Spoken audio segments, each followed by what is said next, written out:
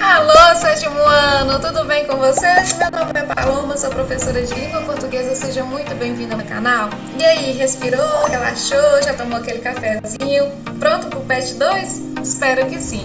Olha só, conforme já falei, né, nós faremos a correção do PET 2 semana 1 de língua portuguesa do sétimo ano. Mas antes disso, você já sabe, é rapidinho. Solta a vinheta!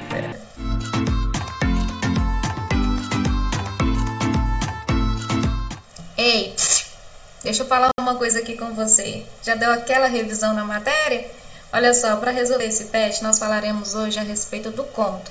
Você já sabe? Tá dominando? Posso corrigir aqui? Ai, prof, você me apertou. Faz uma revisãozinha? Claro que sim, faremos a revisão aqui juntinhos, tá? Bom, para falar a respeito de um gênero textual como conto, eu costumo compará-lo com um romance, tá? Eu vou explicar para vocês por quê. O conto é uma narrativa curta, resumida mais breve, enquanto o romance é o oposto, é uma narrativa mais longa. Enquanto os personagens no conto vai ser um ou dois personagens, ou seja, vai ter um número reduzido de personagens, no romance tem vários, ok? O enredo, né, a história que é contada no conto, normalmente é um só, é um enredo, tá bom? E no romance? Não, no romance nós temos vários enredos, porque nós temos mais personagens, não é mesmo? O tempo no conto é rápido, tá? É uma manhã, é uma tarde, é um dia só, no máximo estourando. E no romance, não, a história é longa, passam-se meses, anos, tá? Dias e mais dias, tudo bem?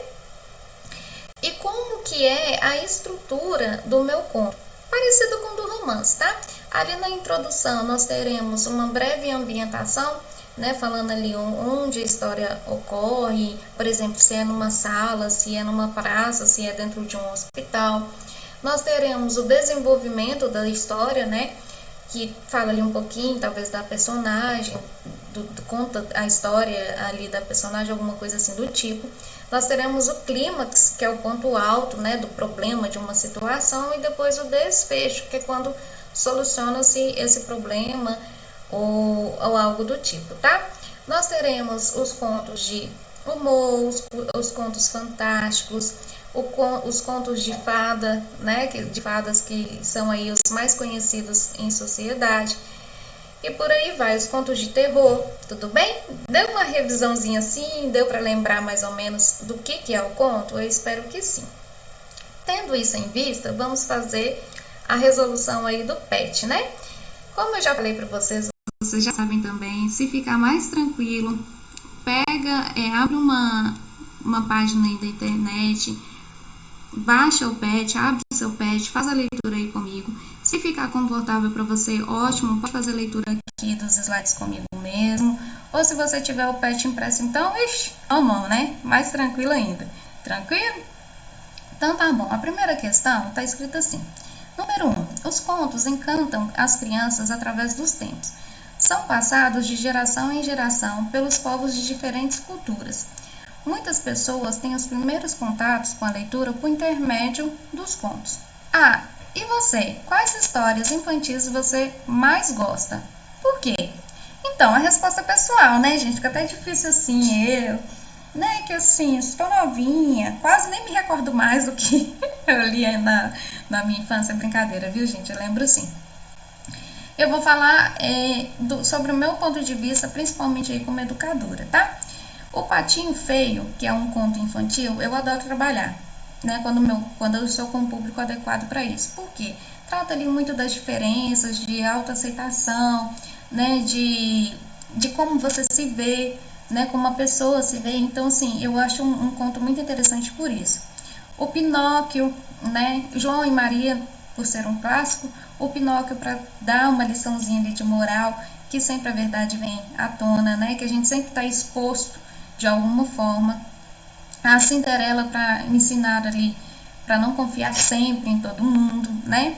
A Branca de Neve e os Sete Anões, a Bela Adormecida, ou seja, são contos, né? São histórias que eu li na minha infância, que fizeram parte da minha infância e que de alguma forma eles deixam aí uma lição de moral para nossa vida, tá? Coisa que a gente não vai esquecer, que vai ficar assim bem velhinho e vai lembrar, tudo bem? Então aí a minha resposta, e você, teve alguma resposta diferente? Comenta aqui, ó, deixa nos comentários, tudo bom? Beleza, então. B. Em quais delas há bruxas no enredo? Ai, parece que em todas, né? Em sua opinião, por que as bruxas são personagens recorrentes em contos infantis? Pois é, resposta pessoal. Vou colocar aqui também para vocês algumas histórias, né, alguns contos infantis para facilitar. Então, como gabarito, eu deixei assim, ó. Na história, a Branca de Neve e os Sete Anões, nós temos a Bruxa Malvada, que é o nome dela mesmo, tá? E na história, né, da Bela Adormecida, nós temos a Bruxa Malévola, tá? Outra bruxa aí, ou seja, citei dois contos, né, duas histórias para vocês e as suas bruxas. A resposta, como eu falei, é pessoal, né? Em várias histórias infantis, há bruxas como personagem. Normalmente, elas representam um mal, um vilão, né? No caso, a vilã, que é a bruxa, né? Sendo assim, precisam ser derrotadas ou superadas ou deixadas para trás, né? Assim? Então, aí, quase todos, se não for uma bruxa parecida, né? Como uma madrasta ou algo do tipo.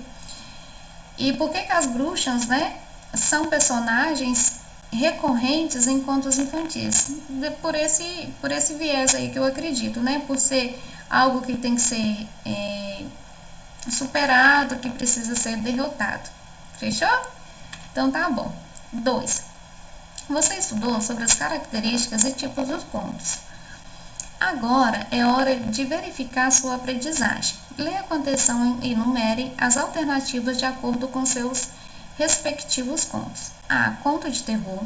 B. Conto de humor. C. Conto realista. D. Conto de fadas. E E. Conto fantástico. Olha só, ele pediu para você enumerar de acordo com as colunas cada um desses itens aqui, tudo bem? Então vamos à primeira. Flor, telefone, moça, de Carlos Drummond de Andrade. Uma moça tem o hábito de passear pelo cemitério. Em um dos passeios, pega uma flor de um túmulo e a partir daí começa a receber ligações incessantes de uma voz que pede a flor de volta, até um final trágico acontecer. Então, com certeza aí, gente, tá trabalhando com o quê? Com o medo, né? Com o suspense. Então, só pode ser um conto de terror, letra A. A Mão do Macaco, de William Waymark. Uma família humilde consegue um misterioso amuleto. Uma mão seca e mumificada de um macaco, que aparentemente possui a magia de realizar 3 desejos. Ok? Só pode ser o quê? Conto fantástico. Conto fantástico é quando mistura aí a realidade com a ficção. Do nada aparece uma coisa assim que você fica, nossa, abismado, não sabe se aquilo dali é real ou não, tá? É uma coisa estrondosa, é uma coisa grande que vai te deixar encucado, sabe? Com aquela coisa na cabeça. Então, essa alternativa aí, A Mão do Macaco, a alternativa é Conto Fantástico. A próxima, O Matadouro, de Esteban Echeverría, alguma coisa assim, né? O escritor argentino narra uma cena que ocorre com um animal em um matadouro em Buenos Aires durante a época de Juan Manuel de Rosas, século XIX. As descrições dos personagens e do ambiente são precisas e coincidem com o tempo histórico em que a história está situada. Então, o matadouro, gente, só pode ser o quê? Conto realista, é quando realmente aconteceu, ou seja, a história é verídica, tudo bem? A Bela e a Fera, 1740. Uma criatura, a fera, que se apaixona por uma jovem, a Bela, ao ter seu amor correspondido, a criatura se vê livre de um feitiço que a transformara em um monstro e volta finalmente à sua forma humana. Então aí, para a Bela e a Fera, nós teremos o quê? O conto de fadas, tá, gente? Que tem esse viés aí de princesas, de príncipes encantados, de bruxas malvadas, tudo bem? A próxima, A Velha Contrabandista. Uma velhinha que sabia andar de lambreta, todo dia ela passava na fronteira montada na lambreta, com um bruto saco atrás da lambreta. O pessoal da alfândega Tudo malandro velho. Começou a desconfiar da velhinha. Um dia, quando ela vinha na lambreta com o saco atrás, o fiscal da alfândega mandou ela parar. O fiscal perguntou o que ela leva no saco e ela respondeu que era areia. Então, para essa alternativa aí, nós colocamos o quê? Conto de humor. Aí eu vou te desafiar a ler esse texto para você entender, tudo bem? C. Tentação, de Clarice Lispector. Conta sobre uma menina que se sente diferente dos outros, o que intensifica a solidão dela. Na rua vazia, as pedras vibravam de calor. A cabeça da menina flamejava. Sentada nos degraus de sua casa, ela suportava. Ninguém na rua, só uma pessoa esperando inutilmente no ponto do bonde.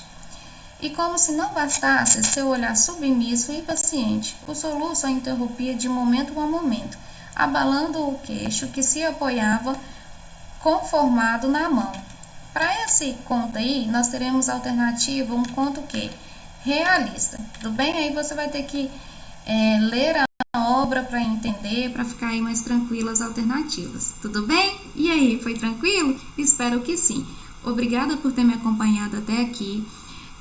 Lembre-se, né, de inscrever-se, comentar, compartilhar, ativar o sininho de notificação, que eu espero você na semana 2. Tudo bem? Obrigada por tudo sempre.